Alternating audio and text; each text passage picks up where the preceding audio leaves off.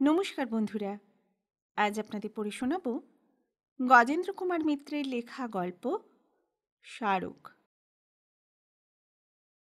স্টেশনের ঠিক বাহিরেই একটা বড় চালার নিচে একসঙ্গে জড়াজড়ি করিয়া ৩-৪টি দোকান, চায়ের, ময়রার, মনোহারীর, এমনকি শহরের অনুকরণে একটা ধোপার দোকান পর্যন্ত। বড় রাস্তার ধারে একটা চওড়া নালা, তাহারই উপর গুটি কয়েক বাঁশের মাচা বাঁধা আছে ওই দোকানগুলিতে যাইবার জন্য। পাঁকের গন্ধের সহিত ময়রার বাসি রসের টক গন্ধ এবং চায়ের দোকানের পেঁয়াজ ও ডিমের গন্ধ মিলিয়া বাতাসকে বহু দূর অবধি ভারাক্রান্ত করিয়া রাখে। ইহারই মধ্যে একদিন কাশীনাথ তাহার কাপড় জামার ছোট্ট পুঁটুলিটি লইয়া আসিয়া উঠিল এবং বৃন্দাবন ময়রার ভাঙা কাঠের বেঞ্চিতে পুঁটুলিটি নামাইয়া রাখিয়া একবার এদিক ওদিক চাহিয়া কহিল, দোকানদার ভাই, তোমার ঝাঁটা গাছাটা একটু দেবে, এখানটা বড্ড নোংরা হয়েছে। বৃন্দাবন সন্দিগ্ধ দৃষ্টিতে চাহিয়া দেখিল ১৬-১৭ বছর বয়সের শ্যামবর্ণ ছিপছিপে গঠনের একটি ছোকরা। চেহারার মধ্যে অসাধারণত্ব কিছু নাই, শুধু দাঁতগুলি ভারী চমৎকার তাহার। মুখ তার মতো শুভ্র এবং পরিপাটি, হাসিটিও ভারী মিষ্টি, আর হাসিয়াই আছে সে সদা সর্বদা। প্রশ্ন সে করিল বটে, কিন্তু উত্তরের অপেক্ষা রাখিল না। দোকানের ভিতর হইতে ঝাঁটাটা বাহির করিয়া আনিয়া শুধু বৃন্দাবনের দোকানই নয়, সব কয়টি দোকানের সামনেই নিখুঁতভাবে পরিষ্কার করিল। তারপর পিছনের পুকুর হইতে ঝাঁটাটা ধুইয়া আনিয়া যথাস্থানে রাখিয়া কহিল, আহ, এখন কেমন দেখাচ্ছে বলো দেখি, কি নোংরা হয়েই ছিল এতক্ষণ, আমি আবার নোংরামি দেখতে পারিনে।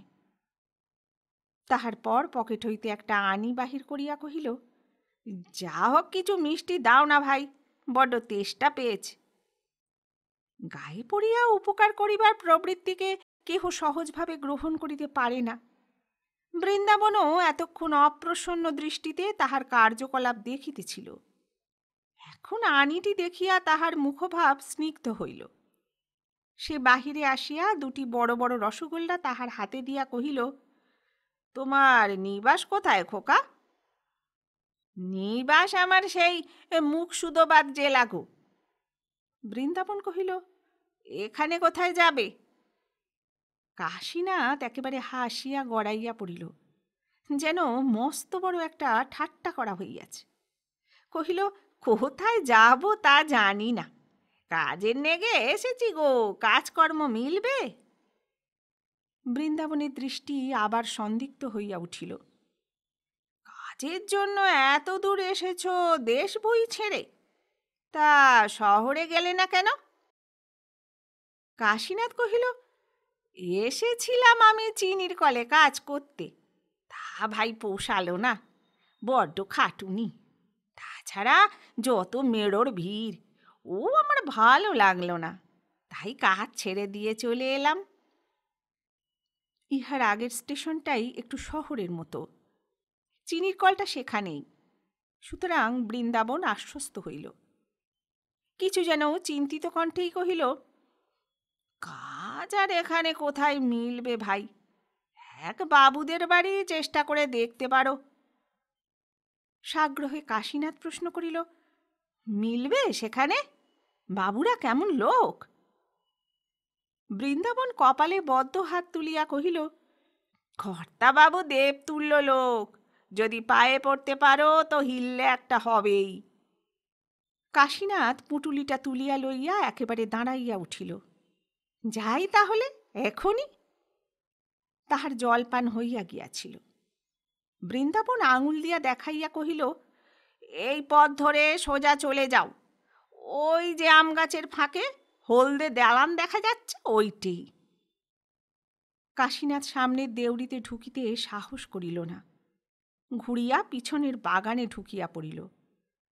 বাগানের যেদিকটা ফুল বাগান, সেইখানেই গ্রামের জমিদার শঙ্করবাবু দাঁড়াইয়া বাগানের তদারক করিতেছিলেন। আন্দাজে তাহাকেই কর্তাবাবু বুঝিয়া একেবারে সামনে গিয়া সাষ্টাঙ্গে প্রণাম করিল। শঙ্করবাবু একটু বিস্মিত দৃষ্টিতে চাহিয়া কহিলেন, কি রে? কাশীনাথ তাহার কণ্ঠস্বরেই বোধহয় ভরসা পাইল। তাহার স্বভাবসিদ্ধ হাসিটি ফুটিয়া উঠিল মুখে। কহিল, আপনার কাছে চাকরি করব বাবু। শঙ্করবাবু হাসিয়া কহিলেন, আমার কাছে চাকরি করবি? কিন্তু লোকের তো আমার দরকার নেই। কাশীনাথ মাথা নাড়িয়া জবাব দিল, তা জানি না বাবু, আপনার চরণেই স্নান দিতে হবে। কি মুশকিল, লোক যে ঢের রয়েছে রে। না হয় কাছারি বাড়িতে যা, যদি সেখানে কিছু খালি টালি থাকে। তা তুই ছেলে মানুষ, সেখানেই বা কি কাজে আসবি তাও তো বুঝছি না। এবার প্রবল বেগে ঘাড় নাড়িয়া কাশীনাথ জবাব দিল, কাছারিতে আমি যেতে পারবো না। আমি আপনার সেবা করব বাবু, মাইনে টাইনে চাই নে, আমায় শুধু দুটি খেতে দেবেন। যে মালি বাগানে কাজ করিতেছিল সে ধমক দিয়া কহিল, কেন শুধু শুধু বাবুকে দিক করছিস কেন? কাজ নেই বলছেন। কাশীনাথ একেবারে মালির হাত দুইটা চাপিয়া ধরিয়া কহিল, মালি ভাই, রাগ করো না, আমি ঠিক বাবুর চরণের তলায় জায়গা করে নেব। শঙ্করবাবু হাসিয়া ফেলিলেন, আচ্ছা, যাক যাক, তোর বাড়ি কোথায় রে? চুরি টুরি করে পালাবি নে তো আবার। কাশীনাথ জবাব দিল, আগে না বাবু, রেখে দেখুন, বাড়ি আমার মুখসুদোবাদ, নিমতিতে। শঙ্করবাবু কহিলেন, আচ্ছা, বাড়ির ভেতর যা। এই, কে আছিস রে? একে বৌমার কাছে নিয়ে যা তো, বলগে যা, এ আমাদের এখানে কাজ করবে। কাশীনাথ চলিয়া গেলে মালি ক্ষুণ্ণস্বরে কহিল, চেনা নেই শুনো নেই ভিন দেশের ছেলে, বাবু অমনি তাকে বাড়ির মধ্যে জায়গা দিলেন। ও ছোঁড়া বদমাইশ বাবু। শঙ্করবাবু অবিশ্বাসের সুরে কহিলেন, না না, ও এখনো ছেলে মানুষ যে কানাই, বদমাইশি এখনো শেখেনি। বহাল হইতে যা দেরি। কাশীনাথ 3 দিনের মধ্যেই পসার জমাইয়া তুলিল। সেবা সে নিটোলভাবেই করিতে পারে। বিপত্নিক শঙ্করবাবুর সেবা বিধবা পুত্রবধূর তত্ত্বাবধানে ক্ষুণ্ণ হইত না। কিন্তু এমন শারীরিক স্বাচ্ছন্দ্য তিনি অনেক দিন পান নাই। ভোরবেলা চোখ খুলিতেই কাশীনাথ মাজন, জল, গামছা আনিয়া হাজির করে। পায়খানার গাড়ু পৌঁছাইয়া দিয়া আসে। বাহির হইতে আসিলে পা ধোয়াইয়া মুছাইয়া দিতে একটি মুহূর্ত বিলম্ব হয় না। আহারের পরে পা টিপিয়া তাহাকে ঘুম পাড়াইয়া তবে নিজে আহার করে। রাত্রেও সেই ব্যবস্থা। এত চটপটে কর্মঠ নিষ্ঠাবান সেবক শঙ্করবাবু অনেক দিন পান নাই। কাশীনাথ প্রথম দিন চাকরদের ঘরে শুইয়াছিল। দ্বিতীয় দিন হইতে তাহার শয়নের স্থান নির্দেশ হইল বাড়ির মধ্যেই, উপরেই। আরও 3-4 পরে একদিন শঙ্করবাবুর রাত্রে বাহিরে যাইবার প্রয়োজন হইয়াছিল। তিনি সাধারণত কাহাকেও বিরক্ত করিতেন না। সেদিনও নিঃশব্দেই উঠিয়া নিচে আসিয়াছিলেন। দ্বার খুলিয়া বাহিরে পা বাড়াইবেন, এমন সময় সহসা পিছনে আলোটা উজ্জ্বল হইয়া উঠিতে দেখিলেন। কাশীনাথ আলোটা বাড়াইয়া গাড়ু হাতে প্রস্তুত হইয়া দাঁড়াইয়া আছে। সেই দিন হইতে শঙ্করবাবু আদেশ দিলেন, কাশীনাথ রাত্রে তাহার ঘরের সামনের দালানেই থাকিবে। শুধু শঙ্করবাবু নহেন, বাড়ির গৃহিণী, তাহার বিধবা পুত্রবধূও কাশীনাথের উপর খুব সন্তুষ্ট।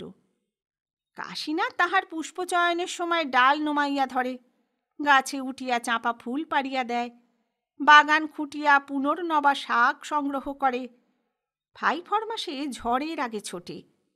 সবচেয়ে তাহার মহৎ গুণ, হাসি তাহার মুখে লাগিয়াই আছে, এবং কাজ দিলে মনে মনে চটে না, খুশিই হয়। শঙ্করবাবুর একটিই ছেলে ছিল, এখন আছে একটি মাত্র পৌত্র হরিচরণ। তাহার বয়স 13, এবং আর একটি পৌত্রী কমলা, তাহার বয়স 15। এই দুইটি ক্ষুদে মনিবের মন জোগাইতে অন্য ভৃত্যেরা হিমশিম খাইয়া যাইত, কিন্তু কাশীনাথ অতি সহজেই তাহাদের হাত করিয়া ফেলিল। শুধু হাত করা নয়, ছেলে মেয়ে দুইটি তাহাকে যেন পাইয়া বসিল। আসল কথা, তাহাদের সমবয়সী বা খেলার সাথী এ বাড়িতে কেহই ছিল না। তাহারা কাশীনাথকে পাইয়া যেন বাঁচিয়া গেল এবং অনায়াসে প্রভুভৃত্যের সম্পর্ককে লঙ্ঘন করিয়া প্রায় বন্ধুত্ব পাতাইয়া বসিল। এমনকি কে কখন এই ভৃত্য বন্ধুটিকে দখল করিবে এই লইয়া ঈর্ষা বা কলহেরও অভাব ছিল না। হরিচরণের যখন এই ভৃত্যটিকে প্রয়োজন তখন কমলার তাহাকে না হইলে চলে না, আবার সে যখন কমলার কোনো ফরমাস খাটে তখনই হরিচরণের কোনো জরুরি আদেশ আসিয়া উপস্থিত হয়, আর সেগুলি তখনই করা চাই, নহিলে রাগারাগি মান অভিমান পর্যন্ত গড়াইত। বিশেষত এ বিষয়ে কমলার ঈর্ষাটাই বেশি ছিল। তাহার বিশ্বাস হরিচরণের উপরই কাশীনাথের পক্ষপাতিত্ব একটু বেশি। একদিনের কথাই বলি, কাশীনাথ সবে খাইতে বসিয়াছে, হরিচরণ আসিয়া হুকুম করিল, কাশীনাথ ভাই টপ করে খেয়ে নাও, আমাকে একটু বেলের আঠা পেরে দিতে হবে। কাশীনাথের অবশ্য তাহাতে আপত্তি নাই। সে যতটা সম্ভব দ্রুত আহার শেষ করিয়াই হরিচরণের সহিত চলিল বাগানের দিকে। কমলার মা ছেলেকে মৃদু তিরস্কার করিলেন, কিন্তু বলা বাহুল্য মনিব বা ভৃত্য কেহই তাহাতে বিশেষ কর্ণপাত করিল না। কমলা তখন বাগানের কচি আমড়া সংগ্রহে ব্যস্ত ছিল। এই দুইটিকে দূরে পুকুর পাড়ের বেলগাছের দিকে যাইতে দেখিয়া অকস্মাৎ ঈর্ষায় জ্বলিয়া উঠিল। সেও আঁচলের আমড়াগুলি একটি নিভৃত স্থানে লুকাইয়া রাখিয়া পিছনে পিছনে আসিয়া উপস্থিত হইল। তখন কাশীনাথ সবে বেলগাছ হইতে বেল সংগ্রহ করিয়া নামিয়াছে। কমলা আসিয়া গম্ভীরভাবে আদেশ জানাইল, কাশী, আমাকে এক থলো আমড়া পেরে দিবি? সেই মগডালে চমৎকার এক থলো আমড়া হয়ে আছে। হরিচরণ প্রায় খেপিয়া উঠিল, এসেছ হিংসুকুটি, আর সহ্য হলো না, ও এখন যাবে না, যাও। কমলা তাহার জ্যেষ্ঠজনিত গাম্ভীর্য বজায় রাখিয়া শুধু ডাকিল, কাশীনাথ, শিগগির এসো। হরিচরণ কহিল, দাঁড়াও, মাকে আমি সব বলে দিচ্ছি, ভাত খেয়ে উঠেই তুমি আমড়া খাচ্ছ। কিন্তু কমলা তাহাতেও দমিল না, কহিল, মাকে আমিও বলে দিতে জানি, তুমি ভাত খেয়ে উঠেই ঘুড়ি ওড়াবার জোগাড় করছ। হরিচরণ তখন অন্য পথ ধরিল, বলিল, এইমাত্র ভাত খেয়ে উঠল ছেলেটা, আচ্ছা দিদি, তোর কি একটু দয়া মায়া নেই? এই ঠিক দুপুর রোদে বারবার গাছে উঠতে বলছিস, দেখছিস কিরকম ঘেমে গেছে। কমলা খিচাইয়া উঠিল, আহা, এত দয়া এতক্ষণ কোথায় ছিল? নিজে যখন গাছে উঠতে বলেছিলেন তখন এসব কথা মনে ছিল না? হরিচরণ কোনো দিকে সুবিধা করিতে না পারিয়া ঘাড় বাঁকাইয়া কহিল, আমার এখন ওকে অনেক দরকার আছে। কাশীনাথ তাড়াতাড়ি কহিল, আচ্ছা দাদাবাবু, তুমি 2 মিনিট দাঁড়াও না, আমি এক্ষুনি আসছি। ও আর কতক্ষণ লাগবে? তুমি ততক্ষণ আঠা লাগাও না, আমি এসে পড়লাম বলে, লক্ষ্মীটি। সে কমলার আগেই দৌড় দিল আমড়া গাছের দিকে। আসলে কমলার আমড়াতে কোনো প্রয়োজনই ছিল না। আমড়া ছিলও তাহার কাছে প্রচুর, সমস্তটাই জেদের ব্যাপার। কিন্তু কাশীনাথ ঘর্মাক্ত দেহে আরক্ত মুখে গাছে চড়িতে শুরু করার সঙ্গে সঙ্গেই তাহার অনুতাপের সীমা রহিল না। আহা, মিছি মিছি বেচারাকে কষ্ট দেওয়া। সে একটু ইতস্তত করিয়া অপেক্ষাকৃত নিম্নস্বরে কহিল, কাশী, নেমে আয় না হয়, দরকার নেই আমরার। কিন্তু কাশী নামিল না, কহিল, না দিদিমণি, এ আর কতটুকু বাকি আছে, এই পৌঁছে গেলাম। সেখান হইতে আমরার গুচ্ছটি পাড়িয়া নিচে ফেলিয়া দিয়া যখন সে নামিয়া আসিল তখন বাস্তবিকই তাহার দিকে চাওয়া যায় না।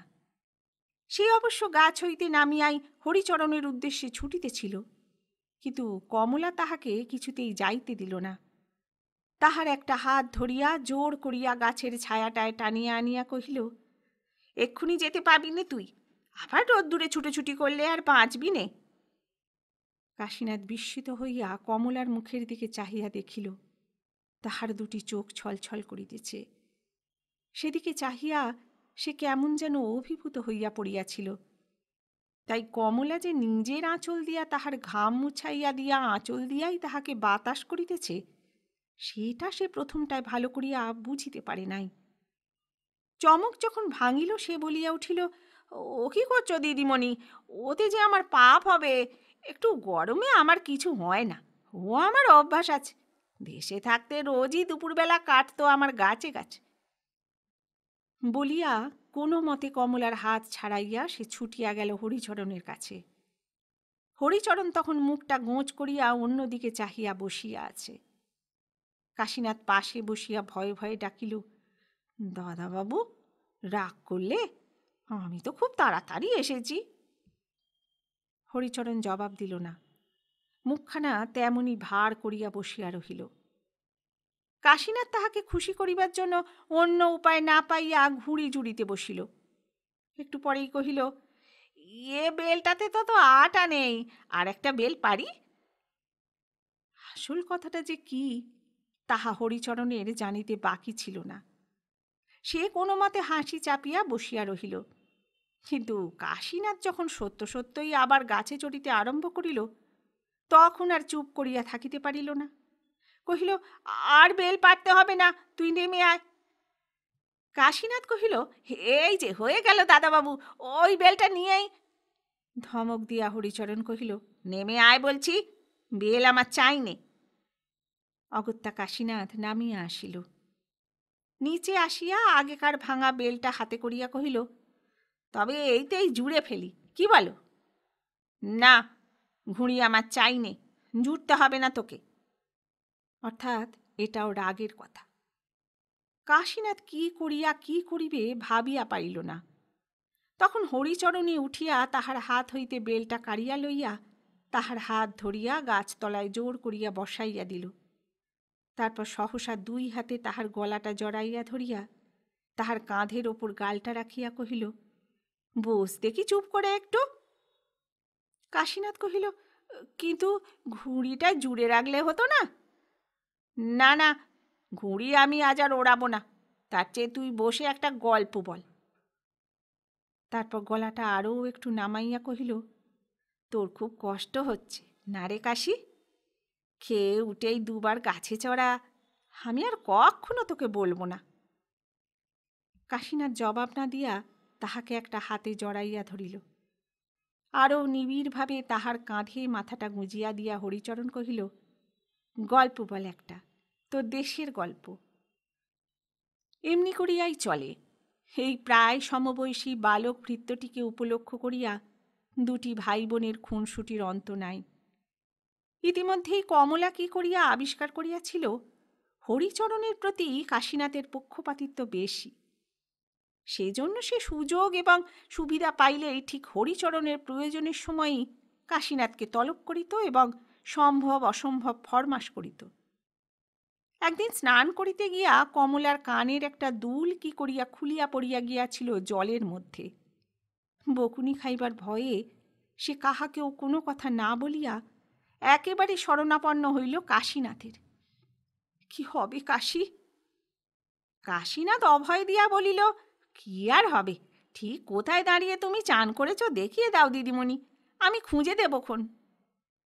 কমলা জায়গাটা ঢিল ছুঁড়িয়া বুঝাইয়া দিল, কিন্তু কাশীনাথের তখনই খোঁজা হইল না, কারণ সেটা কর্তার স্নানাহারের সময়। সেই সময় কাশীনাথের হাজির থাকা প্রয়োজন। তাহার পরও কতকগুলি এমন কাজ পর পর আসিয়া পড়িল যে তাহার নিঃশ্বাস ফেলিবার অবসর রহিল না। একেবারে সে সময় পাইল আহারের পর, কিন্তু তখন সেটা অনেকখানি পাঁকের মধ্যে চলিয়া গিয়াছে। সে একবার করিয়া মুখ তুলিয়া দম লয়, আবার বহুক্ষণ ধরিয়া ডুব গালিয়া খোঁজে। অবশেষে প্রায় ঘণ্টাখানেকের চেষ্টায় যখন দুলটা পাওয়া গেল, তখন কাশীনাথের চোখ দুইটি হইয়া উঠিয়াছে রক্তের মতো লাল এবং দেহের বর্ণ পাঙাশ।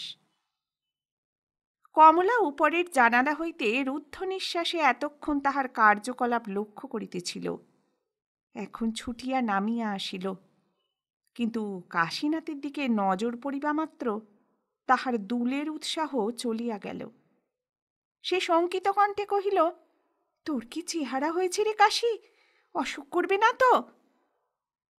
কাশীনাথ তখন সেই দারুণ গরমেও ঠকঠক করিয়া কাঁপিতেছে। সমস্ত রক্ত মাথায় উঠিবার উপক্রম করায় মাথা ধরিয়া উঠিয়াছে তাহার। তবু সে জোর করিয়া বলিল, না, কিছু হবে না, নাও নাও, দুলটা পরে ফেলো। কিন্তু কমলা ততক্ষণে নিজের আঁচল হইতে খানিকটা কাপড় ছিঁড়িয়া ফেলিয়াছে। সেটা কাশীনাথের গায়ের ওপর ছুঁড়িয়া ফেলিয়া দিয়া কমলা বলিল, এইটে দিয়ে আগে গা মাথার জলটা মুছে নে। নে নে, না না, আমি কোনো কথা শুনতে চাই নে, বেশ ভালো করে মোচ, আমি দৌড়ে গিয়ে তোর শুকনো কাপড় নিয়ে আসছি। সে সত্যই ছুটিয়া কাপড় আনিতে গেল, কিন্তু তবু জ্বর ঠেকানো গেল না। সন্ধ্যার পূর্বেই জ্বর আসিল কাশীনাথের, প্রবল জ্বর, তাহার সহিত বমি প্রভৃতি অন্য উপসর্গ। পরের দিন ডাক্তার পরীক্ষা করিয়া দেখিয়া বলিলেন, নিউমোনিয়ার সম্ভাবনা আছে, জ্বরটা সোজা নয়। বাড়িতে গভীর উদ্বেগের ছায়া পড়িল। কাশীনাথ যে কখন সাধারণ ভৃত্যের গণ্ডি ছাড়াইয়া অন্তরের এতটা গভীরে প্রবেশ করিয়াছে, তাহা কেহই বুঝিতে পারে নাই। চিকিৎসা সেবার কোনো ত্রুটি হইল না, বরং অন্য ভৃত্যদের মনে হইল এটা বড়ই বাড়াবাড়ি হইতেছে। সবচেয়ে বিপদ হইল কমলার। সে বেচারা পর পর 2 রাত্রি ঘুমাইতে না পারিয়া তৃতীয় দিন সকালে আরক্ত মুখে দাদুর কাছে গিয়া নিজের অপরাধ খুলিয়া বলিল। মা শুনিয়া বকাবকি করিলেন খানিক, কিন্তু দাদু শুধু নিঃশব্দে কিছুক্ষণ পিঠে হাত বুলাইয়া কহিলেন, তুই যে তোর দোষ বুঝতে পেরেছিস, এইতেই আমি খুশি হয়েছি দিদি ভাই। তুই ওরে সেবা করতে চাস নিজে, কর না। কমলাকে মা এই 2 দিন কাছে যাইতে দেন নাই। যদিচ হরিচরণ সমস্ত তিরস্কার অগ্রাহ্য করিয়া সারাদিনই প্রায় কাশীনাথের শয্যাপার্শ্বে বসিয়া থাকিত। এখন দাদুর অনুমতি পাইয়া কমলাও আসিয়া শিয়রে বসিল। 2 ভাই বোনই তাহাকে ঔষধ খাওয়ায়, মুখে জল দেয়, বাতাস করে, একান্ত আত্মীয়ের মতোই সেবা করে। শুধু রাত্রে শঙ্করবাবু জোর করিয়া উঠাইয়া দেন তাহাদের, তাই কোনো মতে রাতটা বিছানাতেই কাটে। আবার ভোর না হইতেই তাহারা আসিয়া রোগীর শয্যাপার্শ্বে স্থান গ্রহণ করে। এমনিভাবেই সত্যকারের স্নেহ সংস্কারকে অতিক্রম করিয়া চলে প্রতিদিন। একদিন দুপুরের দিকে হরিচরণ স্নানাহার করিতে গিয়াছে। কমলা বসিয়া আছে একা। হঠাৎ কাশীনাথ চোখ মেলিয়া চাহিল। কিছুক্ষণ শূন্য দৃষ্টিতে কমলার মুখের দিকে তাকাইয়া থাকিবার পর সে চিনিতে পারিল। চুপি চুপি কহিল, কে দিদিমণি? তোমাকে অনেক দিন খুঁজেছি দিদিমণি। আমার আমার মুখটা মুছিয়ে দেবে দিদিমণি আর একবার, সেদিনের মতো। কমলা প্রথমটা তাহার কথা ভালো করিয়া বুঝিতেই পারিল না। তাহার পর হাসিয়া কহিল, কিন্তু তোর মুখে তো ঘাম নেই কাশি, জলও লেগে নেই, কি মোছাবো? দুর্বল কণ্ঠে অস্ফুট স্বরে কাশীনাথ জবাব দিল, তা হোক না দিদিমণি, মুছিয়ে দাও না। সে ভুল বকিতেছে বুঝিয়াও কমলা আঁচল দিয়া তাহার মুখটা মুছাইয়া দিল। কিন্তু পরক্ষণেই কাশীনাথ আবার চোখ বুজিল। তাহার চৈতন্য ততক্ষণে আবার আচ্ছন্ন হইয়া গিয়াছে। কাশীনাথ দীর্ঘদিন ভুগিয়া সারিয়া উঠিয়াছে, রোগ চলিয়া গিয়াছে। এখন প্রয়োজন শুধু বলটা ফিরিয়া পাওয়ার। কিন্তু তাহাও আহার্যের বন্দোবস্ত যেরূপ হইয়াছে, তাহাতে বেশি দেরি হইবে বলিয়া মনে হয় না। তাহার কৃশতা কাটিয়া ইতিমধ্যেই তাহার বলিষ্ঠ মাংসপেশিগুলি ক্রমশ পূর্বের আকার ধারণ করিতেছে। কাজকর্মের ফরমাস তাহাকে কেহ না করিলেও সে নিজেই একে একে সেগুলি আবার নিজের হাতে তুলিয়া লইতে চায়। কিন্তু তবু কোথায় যেন তাহার কি একটা গোলমাল হইয়া গিয়াছে। সবই সে ফিরিয়া পাইয়াছে, পায় নাই শুধু পূর্বের উৎসাহ। কাজ করিতে করিতে কেমন যেন অন্যমনস্ক হইয়া পড়ে। আগেকার মতো কাজ না থাকিলেও গায়ে পড়িয়া খাটিতে যায় না। মাঝে মাঝে একা পুকুরের পাড়ে গিয়া বসিয়া থাকে। বসিয়া বসিয়া কি যেন ভাবে। তাহারে ভাবান্তর একমাত্র কমলার মা লক্ষ্য করেন, ভাবেন দুর্বলতা।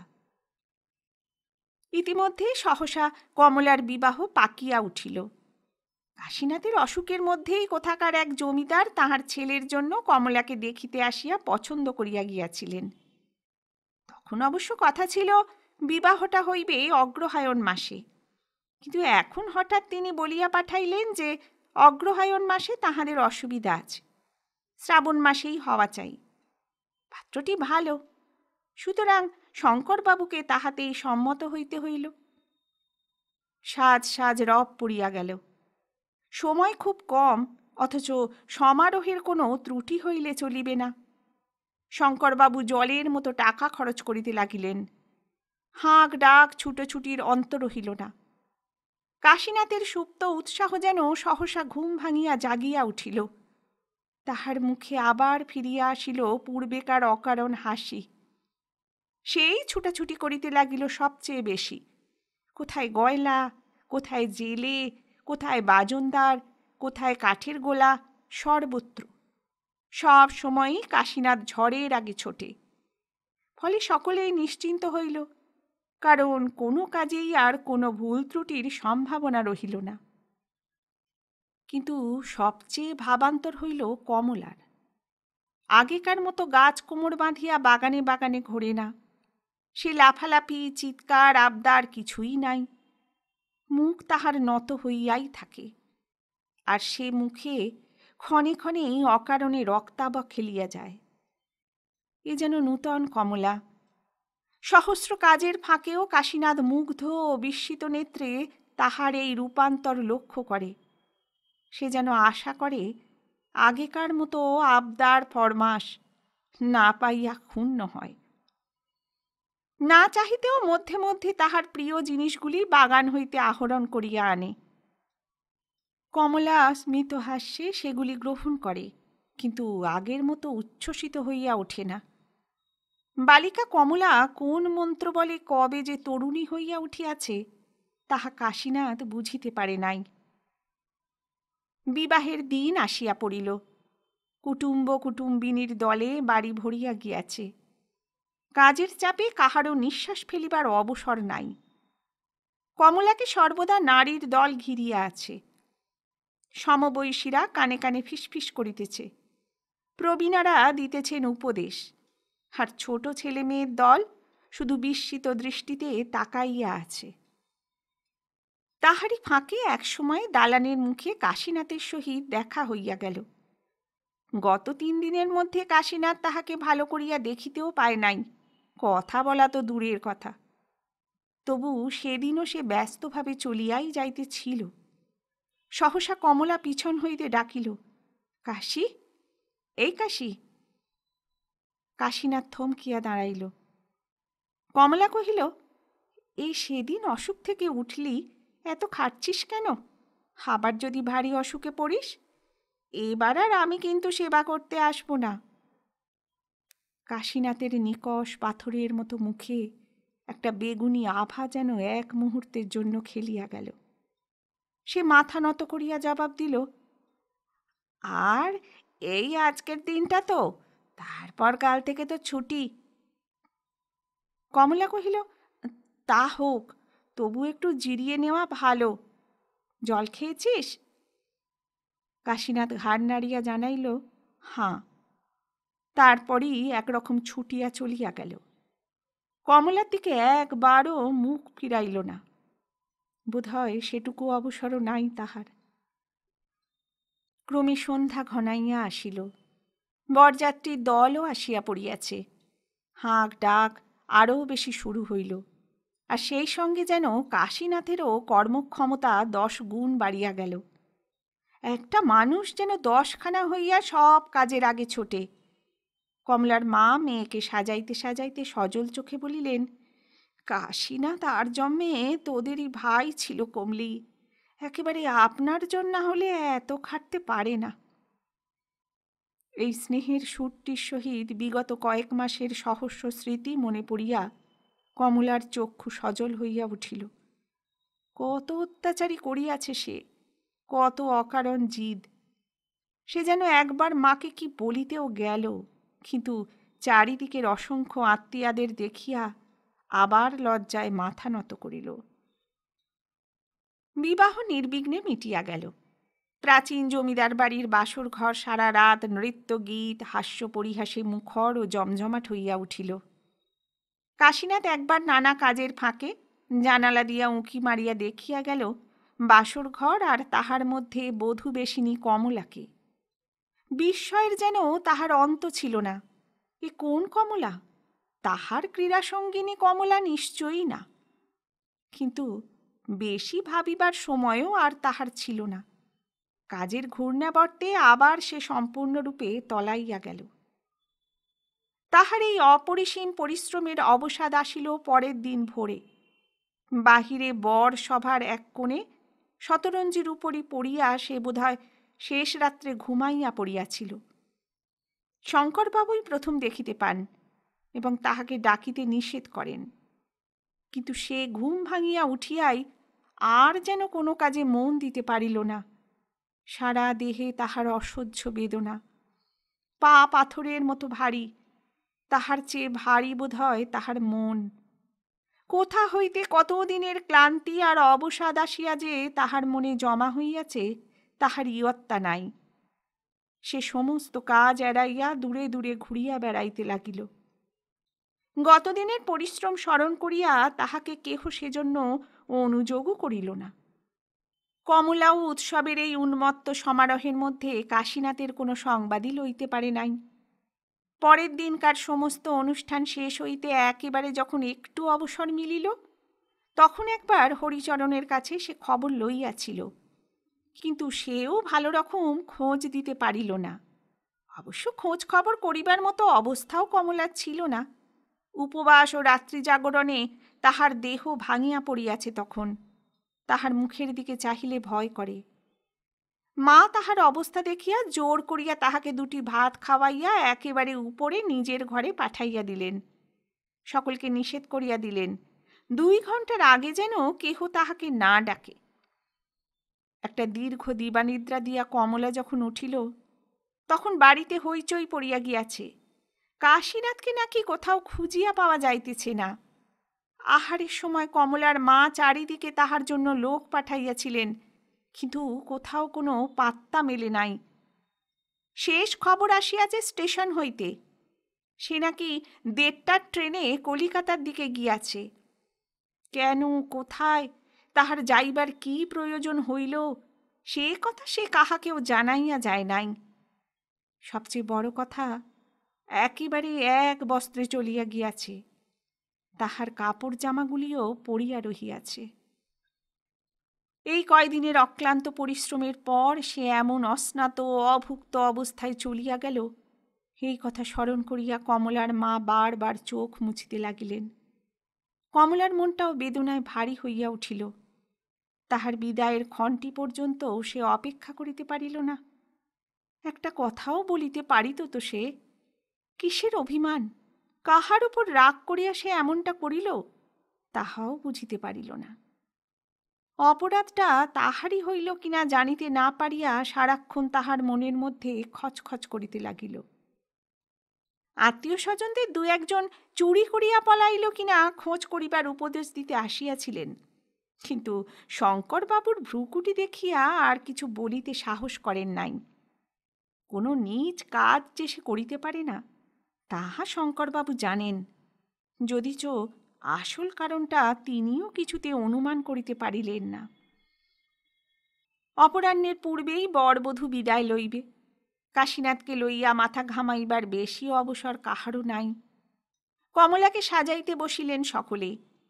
অলঙ্কারগুলি ভালো করিয়া পরাইয়া দিতে দিতে সহসা এক সময় মা প্রশ্ন করিলেন, হ্যাঁ রে, তোর সে পুরনো আংটিটা কি করলি? কমলা বিস্মিত হইয়া খালি আঙুলের দিকে চাহিল। বৎসর 2 পূর্বে একটি মুক্তার আংটি দাদু তৈয়ারি করিয়া দিয়াছিলেন। ছোট হওয়াতে সেটি গত কয়েক মাস কনিষ্ঠাতে উঠিয়াছিল। তাহার দাগ এখনো স্পষ্ট রহিয়াছে, কিন্তু সে আংটিটি নাই, যেন সদ্য কেহ খুলিয়া লইয়াছে। মুহূর্ত কয়েক শূন্য দৃষ্টিতে মায়ের মুখের দিকে চাহিয়া থাকিয়া মাথা নত করিয়া কমলা কহিল, খুলে রেখেছি মা, বড্ড ক্ষয়ে গিয়েছিল। কমলার মা আর কোনো প্রশ্ন করিলেন না।